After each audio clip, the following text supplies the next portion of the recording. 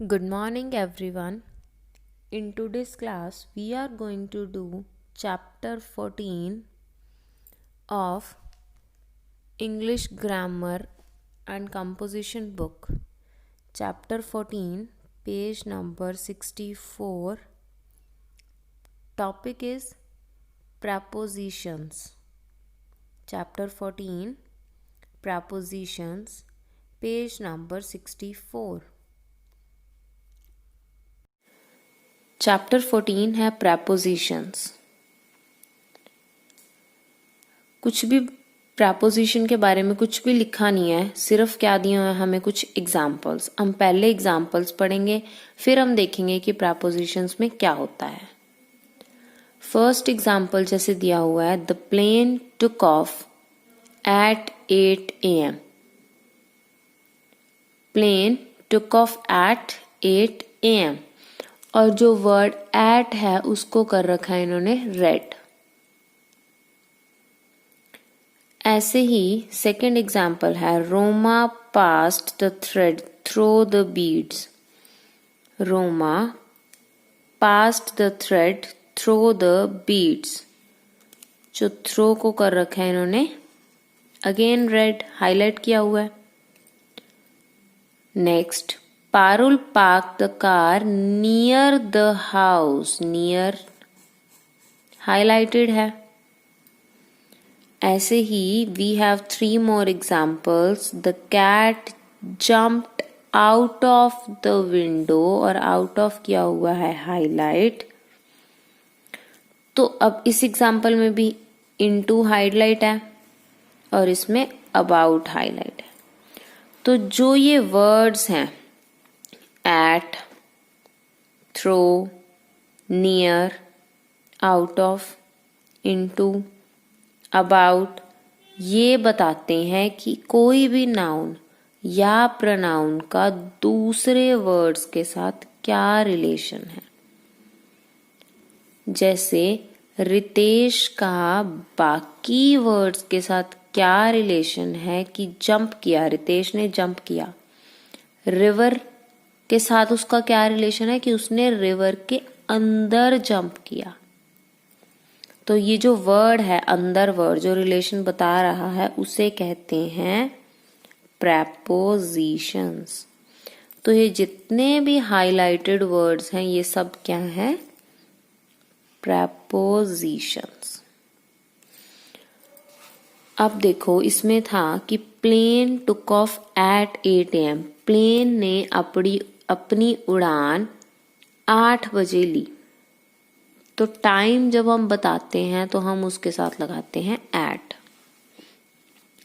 अब सेकंड था, Roma passed the thread through the beads. Beads के बीच में से पास करवा रही है रोमा थ्रेड को, तो वो बीच में से थ्रो हो गया.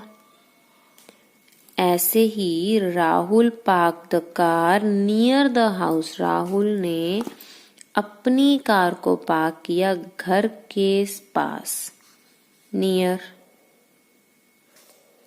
The cat jumped. कैट ने जंप किया विंडो के बाहर, out of the window. Window के बाहर. तो जो आउट ऑफ है वो रिलेशन बताता है कि विंडो का और कैट का क्या रिलेशन है. Likewise Ritesh jumped into the river, हमने पहले डिस्कस कर लिया. उसके बाद है आई लव स्टोरीज. मुझे स्टोरीज पसंद है. विजार्ड्स और मैजिशियन के बारे में जो स्टोरीज होती हैं वो पसंद है. तो अबाउट विजार्ड्स एंड मैजिशियंस. अब कुछ हमें आइडिया हो गया कि प्रेपोजिशंस में कौन कौन से वर्ड्स आते हैं, like at, in, through, near, on, outside, under, above. ये सारे वर्ड्स जो होते हैं ये प्रेपोजिशन में आते हैं. इसके बाद हम कुछ भी करने से पहले एक एक्सरसाइज कर लेते हैं. Choose the correct preposition for each sentence. अब देखो 3 ऑप्शंस दे रखे हैं, उसमें से जो करेक्ट है वो सेलेक्ट करना है. I will meet Ritu 5 o'clock, in 5 o'clock, at 5 o'clock या 4. टाइम के लिए यूज किया हमने at. I will meet Ritu at 5 o'clock. The teacher told us a story. Teacher ने हमें स्टोरी बताई. Between elephants? No. To elephants? No. About elephants? Teacher ने हमें एलिफेंट्स के बारे में स्टोरी बताई.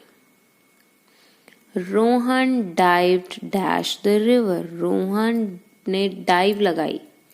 कहाँ? Into the river. हमने पहले एग्जाम्पल पढ़ा था ना रितेश वाला, वैसा ही सेम क्वेश्चन है. The students are dash the classroom. On the classroom. Classroom के ऊपर है. No. Over. No. Inside the classroom. Classroom के अंदर है. Please tell me something dash yourself. अपने बारे में कुछ बताओ. ऑन अपने ऊपर कुछ बताओ. फॉर अपने लिए या अपने बारे में. सो अपने बारे में मीन्स अबाउट योरसेल्फ. समझ आया? थोड़ा सा हमें ब्रीफ मिल गया कि एक्चुअली में प्रेपोजिशंस क्या होते हैं. उसके बिहाफ पे हमने क्वेश्चन नंबर 1 कंप्लीट कर लिया.